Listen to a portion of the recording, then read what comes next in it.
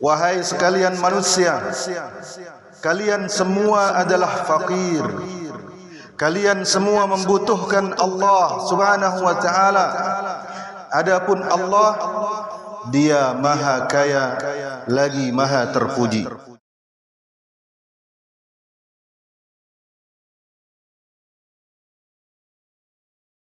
Innal hamdalillah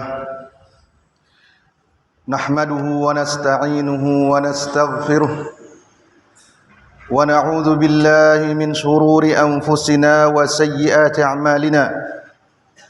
May yahdihillahu fala mudilla lahu wa may yudlil fala hadiya lahu. Wa ashhadu an la ilaha illallah wahdahu la syarika lahu wa ashhadu anna Muhammadan abduhu wa rasuluh. Amma ba'd. Ya ayyuhalladzina amanu ittaqullaha haqqa tuqatih wa la tamutunna illa wa antum muslimun. Wahai orang-orang yang beriman, bertakwalah kalian kepada Allah dengan sebenar-benar ketakwaan, dan janganlah kalian meninggal dunia melainkan di atas Islam. Ayyuhal mu'minun, Allah Subhanahu wa taala berfirman, Ya ayyuhan nasu antumul fuqara'u ila Allah wallahu huwal ghaniyyul hamid. Wahai sekalian manusia, kalian semua adalah fakir. Kalian semua membutuhkan Allah Subhanahu wa taala. Adapun Allah, Dia Maha Kaya lagi Maha Terpuji. Ayuhal mu'minun, sesungguhnya kemahakayaan Allah Subhanahu wa taala sifatnya mutlak. Adapun manusia, kekayaannya terbatas. Yang mutlak itu adalah kefakirannya, kebutuhannya kepada Allah Subhanahu wa taala. Coba perhatikan ayuhal mu'minun, ketika salah seorang di antara kita memasukkan sesuap makanan ke mulutnya untuk dia telan, terkadang dia tidak mampu mengontrolnya. Ketika badannya menolak makanan tersebut, banyak reaksi yang terjadi yang tidak dia duga. Perutnya sakit, atau reaksi-reaksi lainnya, atau makanan itu keluar secara tidak normal. Jika sesuap makanan yang kita harapkan bisa membuat kita kenyang dan bisa menikmatinya tidak bisa kita kontrol secara penuh, lalu bagaimana bisa kita mengandalkan diri kita untuk mendapatkan hidayah dari Allah Subhanahu wa taala, atau untuk masuk ke dalam surganya, atau untuk selamat dari nerakanya, sementara semua itu hanya ada di tangan Allah, tidak ada kuasa bagi kita. Ayuhal mu'minun, adakah kita merasakan hakikat ini ketika kita beribadah kepada Allah? Ketika kita membuka salat kita dengan mengatakan Allahu Akbar, adakah kita merasakan kehinaan kita di hadapan Allah, bahwa kita ini tidak memiliki apa-apa? Ketika kita ruku mengucapkan Subhana Rabbiyal Azim, ketika kita sujud mengucapkan Subhana Rabbiyal A'la. Ketika kita berdoa, adakah kita berdoa layaknya doa seorang makhluk yang menyadari dirinya tidak memiliki apa-apa, bahkan dirinya pun dia tidak miliki? Adakah kita berdoa kepada Allah layaknya doa seorang makhluk yang tidak memiliki kuasa apa-apa di hadapan Rabbul Alamin yang maha kuasa atas segala sesuatu? Adakah kita berdoa seperti doa Nabi Musa alaihi salam? Rabbi inni lima anzalta ilayya min khairin faqir. Ya Rabbi, sungguh aku sangat membutuhkan, sungguh aku sangat membutuhkan kebaikan yang telah Engkau berikan kepadaku. Sungguh aku sangat membutuhkan kebaikan yang Engkau telah berikan kepadaku. Sebuah kehinaan yang ditunjukkan seorang Nabi Kalimullah alaihi salam. Bishr ibn Sa'id As-Sawwaf bercerita, ada seorang pemuda yang bermasalah akal sehatnya, atau katakanlah tidak waras. Dia hanya mengucapkan sehari-hari, aina qalbi, aina qalbi. Di mana aku bisa menemukan hatiku? Di mana aku bisa menemukan hatiku? Suatu hari dia berlari menghindari anak-anak kecil yang mengganggunya, hingga dia masuk ke sebuah gang. Di gang itu, ketika dia bersembunyi dari kejaran anak-anak kecil, dia mendengar suara anak kecil menangis, sedang dimarahi dan dipukul oleh ibunya.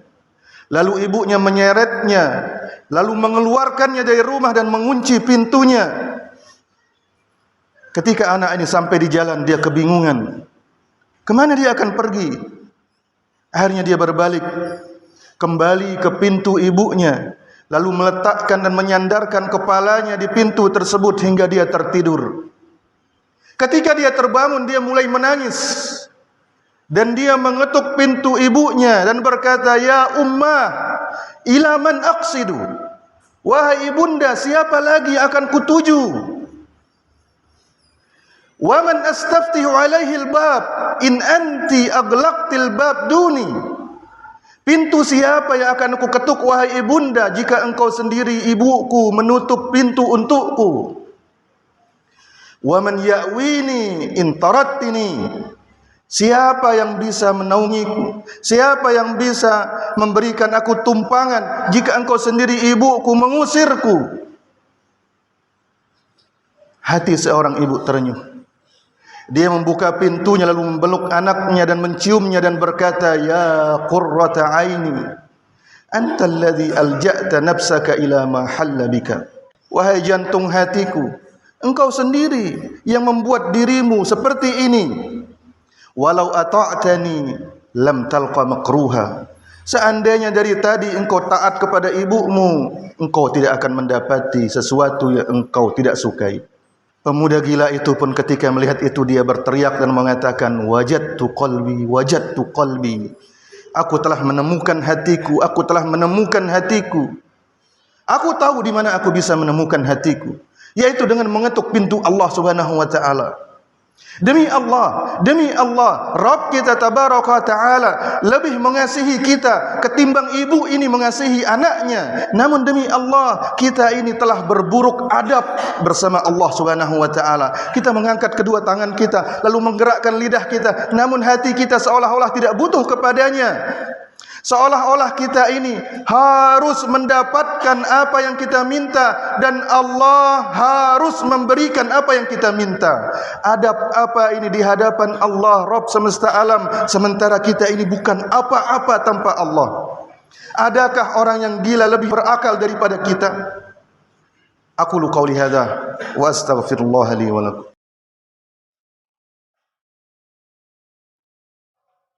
Innal hamdalillah nahmaduhu wa nasta'inuhu wa nastaghfiruh wa na'udzu billahi min shururi anfusina wa sayyiati a'malina. May yahdihillahu fala mudilla lahu wa may yudlil fala hadiya lahu. Wa ashhadu an la ilaha illallah wahdahu la syarika lahu wa ashhadu anna Muhammadan 'abduhu wa rasuluh. Amma ba'd. Salman Al-Farisi radhiyallahu ta'ala anhu pernah berkata,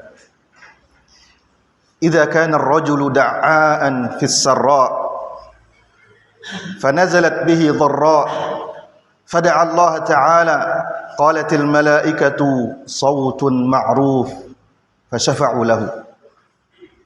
Jika seseorang rajin berdoa tatkala dia lapang, saat dia memperoleh nikmat dan senang, maka tatkala dia mendapatkan musibah, lalu dia berdoa kepada Allah Subhanahu wa taala, malaikat yang ada di langit berkata, sungguh suara orang yang berdoa ini kami kenal.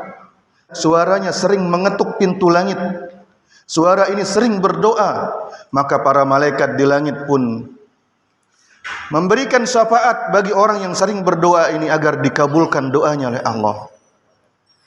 Kemudian Salman berkata, wa idza kana laisa bid'a'in فنزلت به ضراء فدعا الله تعالى قالت الملائكة صوت ليس بمعروف فلا يشفعون له. Tapi jika seseorang tidak pernah berdoa, dia tidak rajin berdoa kepada Allah, lalu ketika turun musibah mengenainya, dia berdoa kepada Allah, maka para malaikat di langit berkata, sungguh kita tidak mengenali suara ini. Suara ini suara yang asing, tidak pernah dia mengetuk pintu langit. Maka malaikat pun diam, tidak membantunya, dibiarkan dia sendiri mencoba menembus langit dengan doanya.